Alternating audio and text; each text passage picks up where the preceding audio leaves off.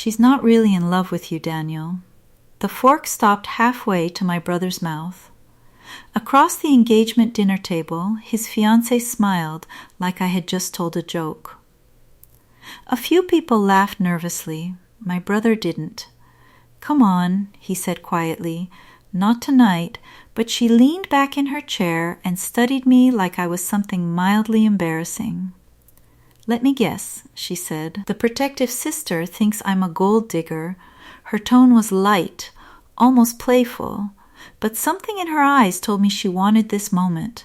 I looked at Daniel instead of answering. "I hope I'm wrong," I said calmly, and the room went quiet.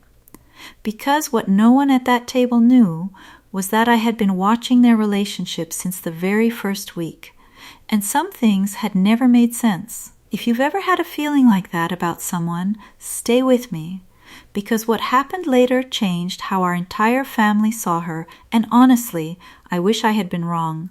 Daniel met her at a charity gala downtown. That alone surprised me. My brother hated those events. Too many suits, too many speeches, too much pretending. But suddenly he was going every year. Because of her.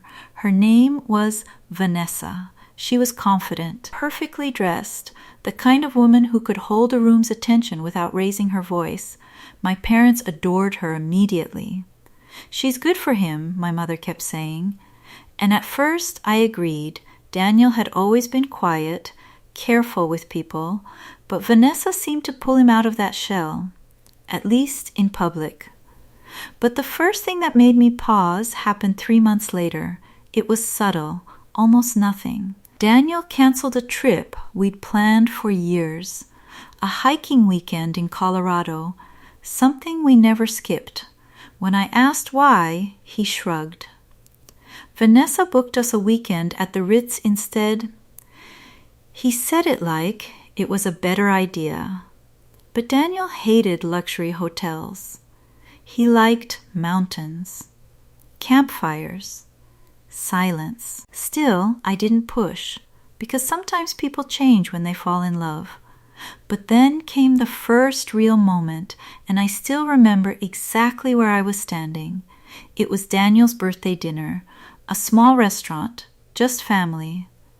When the check arrived, Vanessa casually slid it toward him. "You've got this, right?" she said with a smile.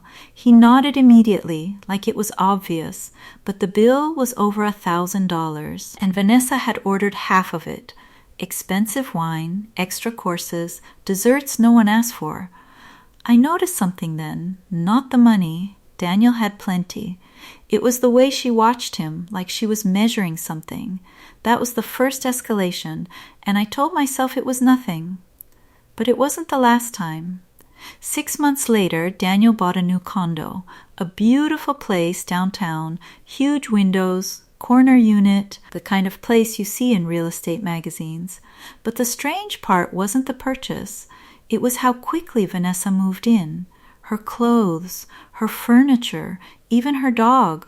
Within 2 weeks it looked like her home, not his. And one night, when Daniel stepped out to answer a call, she turned to me across the kitchen island. "You know," she said casually, "he's doing really well financially. It wasn't a question, just an observation." I nodded. "He always has."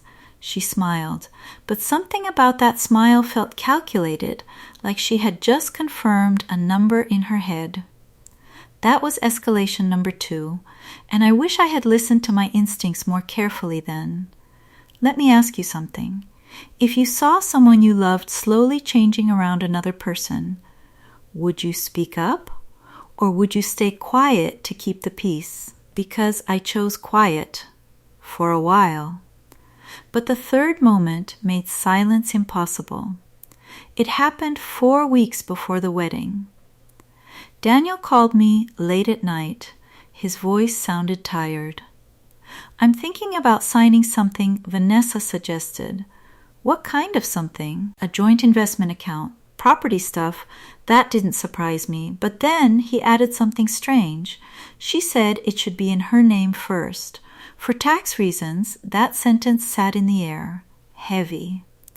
Daniel understood finances. He would never structure something like that, unless someone convinced him.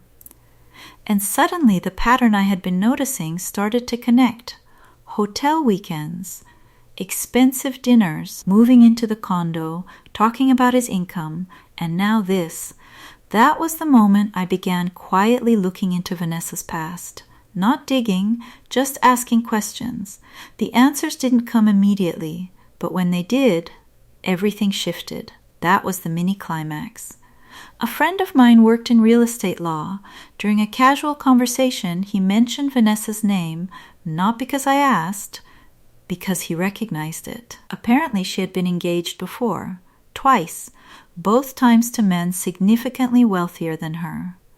Both engagements ended after large joint investments, no lawsuits, no scandals, just quiet exits. I didn't confront Daniel immediately, because accusations without proof destroy families. Instead, I waited, and the truth revealed itself on its own. The main climax happened at their rehearsal dinner. Vanessa stood near the bar talking to one of her bridesmaids. They didn't notice I was standing behind the pillar nearby. "I mean, obviously I like him," Vanessa said softly. "But let's be honest, stability matters," her friend laughed. "Girl, his condo alone is worth millions." Vanessa took a sip of champagne. "And the new investment property will double that." My stomach dropped. Because Daniel hadn't signed those papers yet, which meant she was planning the future before it even existed. That night, I didn't explode. I didn't accuse her. I did something quieter. The next morning, I asked Daniel a simple question. "Have you signed the investment documents?" He shook his head. "Not yet." "Then read the ownership structure carefully." He did. 10 minutes later, his expression changed. Not angry, just clear. Vanessa owned 80% of the proposed property. Daniel funded 90% of it. That was the moment he understood. The wedding never happened, not dramatically, not publicly, just quietly canceled. Vanessa moved out of the condo within a week. No arguments, no screaming, just silence. Sometimes people reveal who they are without realizing it. You only need patience to see it. If this story made you think of someone or reminded you to trust your instincts, consider subscribing. Stories like this deserve to be told calmly. A year later, Daniel bought a small house near the mountains.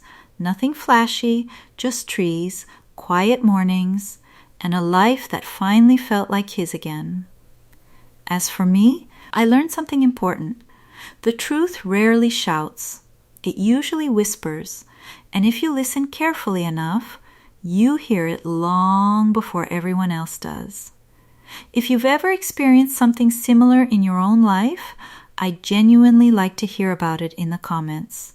Sometimes sharing those stories helps other people see the signs sooner. And sometimes that's all it takes to change someone's future.